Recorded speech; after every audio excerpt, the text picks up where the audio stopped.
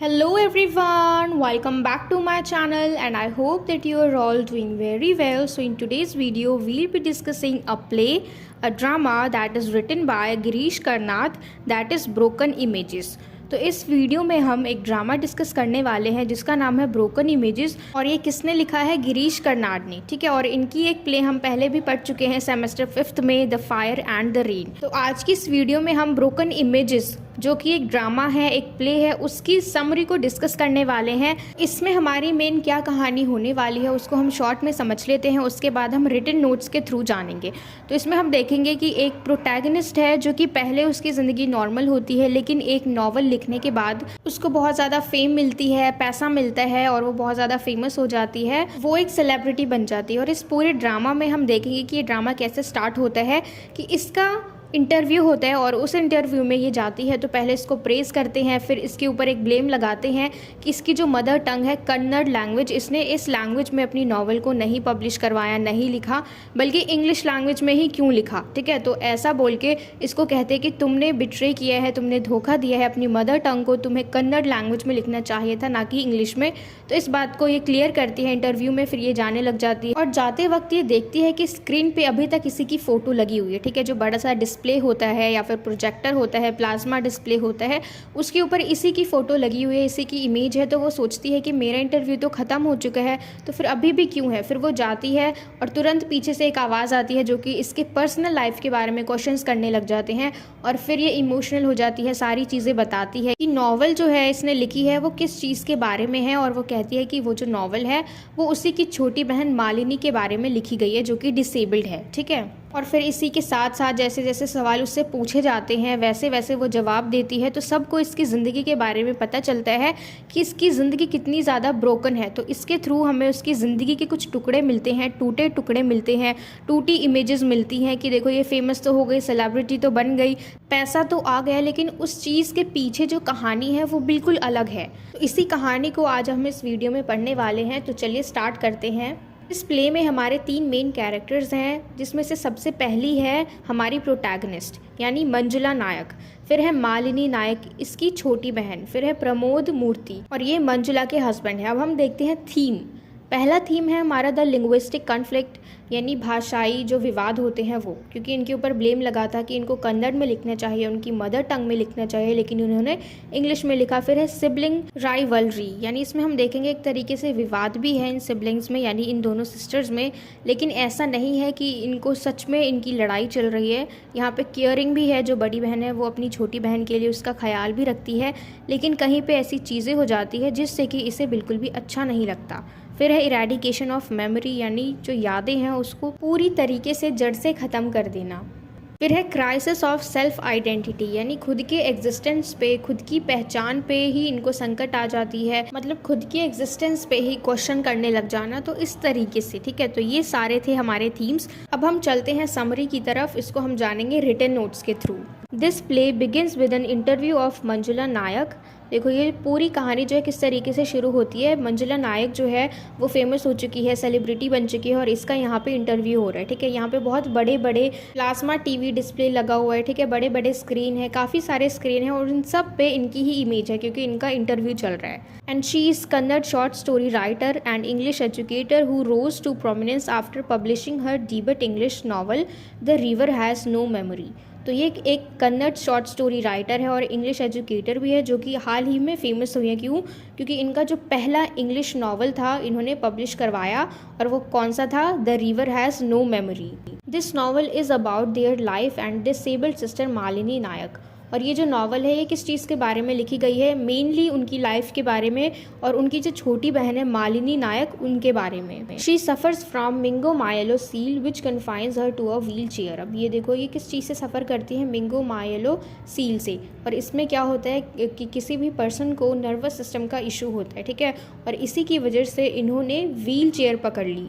She was fluent in English. Manjula says having Malini around in the house improved her English. तो देखो ये जो इनकी छोटी बहन थी मालिनी, उनकी इंग्लिश जो है वो बहुत अच्छी थी। इंग्लिश के अलावा बाकी सारी चीज़ों में भी वो अच्छी थी, दिखने में भी वो इनसे ज़्यादा अच्छी थी, मंजुला से ज़्यादा अच्छी थी, बाकी सारे कामों में भी ज़्यादा अच्छी थी। लेकिन एक चीज़ में प्रॉब्लम थी कि वो व्हील चेयर पर ही बैठी रहती थी, वो चलती नहीं थी। ठीक है, उसके अलावा ये हर चीज़ में मंजुला से बहुत अच्छी थी। तो कभी कभी इनको इनसे चिढ़ भी मचती थी। तो वो कहती हैं कि उसकी इंग्लिश जो है वो बहुत अच्छी थी और वो मेरे आसपास रहती थी, इसलिए उनकी भी इंग्लिश जो है वो इम्प्रूव हो गई। Manjula was accused for betraying her mother tongue for fame and wealth. तो देखो अब ये इंटरव्यू में है और यहाँ पे इनको अक्यूज़ किया जा रहा है कि इन्होंने अपनी मदर टंग को धोखा दिया। ठीक है, उनकी खुद की लैंग्वेज को धोखा दिया। किस लिए? फेम के लिए और वेल्थ के लिए, यानी फेमस होने के लिए और पैसे के लिए।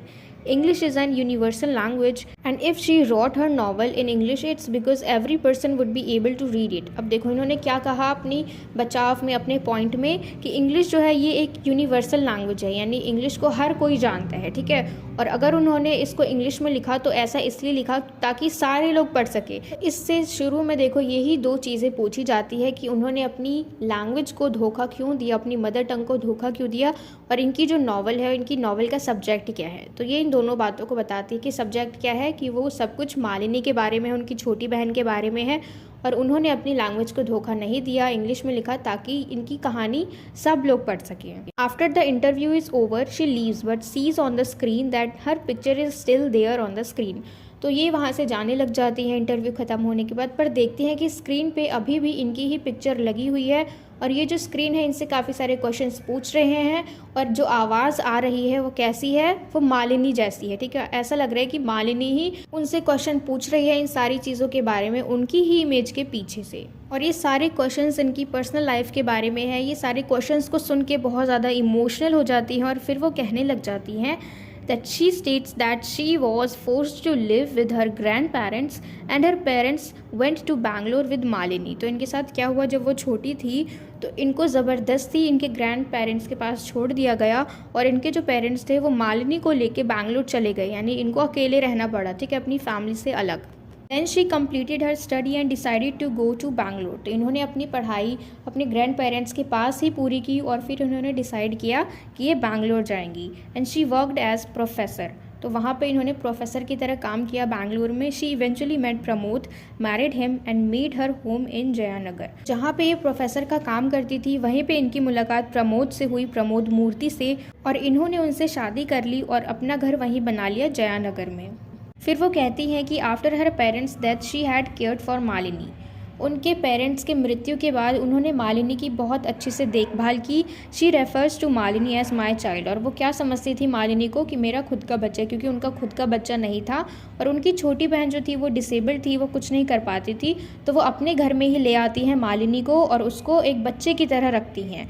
She says she released her novel a few months after Malini died the previous years। और वो क्या कहती हैं कि उन्होंने अपनी नॉवल को कब रिलीज़ किया? मालिनी के डेथ के बाद। और वो कहती हैं कि मालिनी जो है उसके साथ सबको अच्छा लगता था। ठीक है, even Pramod, Manjula's husband, finds a companion in her and feels closer to her than his wife. यानी ये प्रमोद भी, जो कि मंजुला का हस्बैंड है, उन्होंने एक कंपेनियन ढूंढा, किसमें? मालिनी में, जो कि मंजुला की छोटी बहन है, and he feels closer to her than his wife. यानी वो खुद को मालिनी के साथ ज़्यादा क्लोज समझते थे, जबकि इनको अपनी वाइफ के साथ ज़्यादा क्लोज होना चाहिए। तो मंजुला कहती है कि कभी कभी उनको शक होता था मालिनी और प्रमोद के ऊपर कि क्या इनकी ये सिर्फ दोस्ती ही है या फिर दोस्ती से ज़्यादा है। ठीक है, and Pramod married Manjula to save face when a used to hit on both her and Lucy. Lucy जो है ये प्रमोद की गर्लफ्रेंड थी और मंजुला की बेस्ट फ्रेंड थी।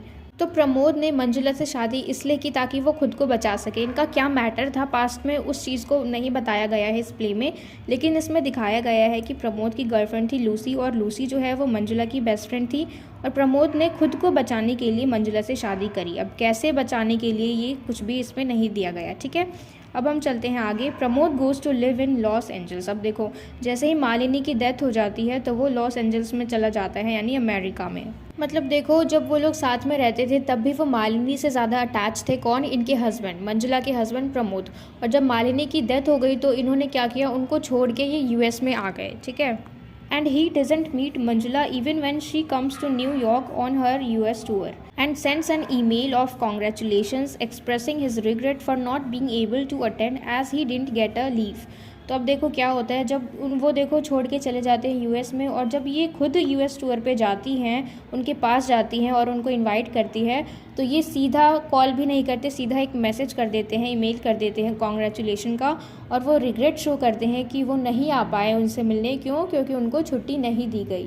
तो इसी के साथ यहीं पे हमारा ये जो प्ले है ये ख़त्म हो जाता है। तो इसमें देखो मेन चीज़ क्या है कि हमारे जो ऑथर हैं गिरीश कर्नाड, वो क्या कहना चाह रहे हैं कि कोई भी सेलिब्रिटी है, उसके सक्सेस के पीछे, उसके वेल्थ के पीछे, उसके फेम के पीछे जो ब्रोकन इमेज है उनकी लाइफ की, जो छोटे छोटे टुकड़े हैं, जो छोटे छोटे फ्रैगमेंट्स हैं उनकी लाइफ का, जो कि उनको बहुत ज़्यादा सैड करते हैं, उसको कोई भी नहीं देखता। जो ब्रोकन इमेजेस है उसको कोई भी नहीं देखता। और इसके अलावा हम देखेंगे डिसेबिलिटी, जो कि उनकी सिस्टर में थी, ठीक है, यानी वो वैसे तो डिसेबल्ड थी, लेकिन डिसेबिलिटी के अलावा वो हर चीज़ में परफेक्ट थी मंजुला से, ठीक है। वो दिखने में भी सुंदर थी, वो पढ़ने में भी अच्छी थी, वो बाकी सारे कामों को भी अच्छे से करती थी, बिल्कुल परफेक्टली, ठीक है। उनको दोस्त बनाना भी आता था, लोग उनसे प्यार भी करते थे, यानी वो हर तरीके से बहुत अच्छी थी। लेकिन उनमें एक कमी थी, कौन सी? कि वो डिसेबल्ड थी, वो चल नहीं पाती थी, वो व्हील चेयर पर ही सीमित रह गई। तो इस चीज़ को भी हमने देखा इस पूरे प्ले में। तो यहाँ पर हमारी ये जो पूरी प्ले है ये ख़त्म हो जाती है, और मुझे पूरी उम्मीद है कि आपको ये अच्छे से समझ में आया हो। And if so then please let me know in the comment box if you like this video, and share it with your friends as well so that they can get help from it. And don't forget to subscribe my channel. Until we meet in the next video, keep learning.